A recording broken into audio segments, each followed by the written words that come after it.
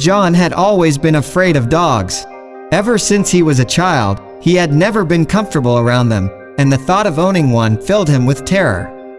So, when his girlfriend brought home a beautiful golden retriever puppy one day, John was understandably apprehensive. But as the days passed, he found himself slowly warming up to the puppy. He started to see how loving and loyal the dog was, and soon he couldn't imagine life without him. He named the dog Max, and they became inseparable. One night, John set up a camera to keep an eye on Max while he was out of the house. To his shock, he saw that Max had been sitting next to his bed, staring at him all night. John couldn't explain it, but the sight of the dog watching him sent shivers down his spine. He decided to take Max to the vet the next day, hoping that there might be some medical reason for the strange behavior. But the vet couldn't find anything wrong with Max, and John was left feeling even more confused and scared.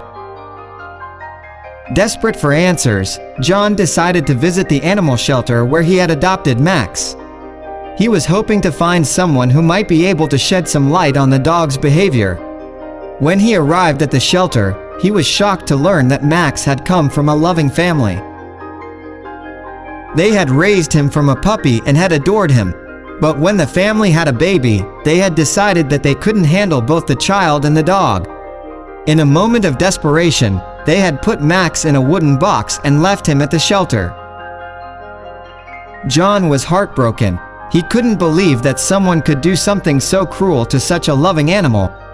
He realized that Max must have been traumatized by the experience, and that was why he had been staring at him all night. With tears in his eyes, John hugged Max close, vowing to never let anything like that happen to him again.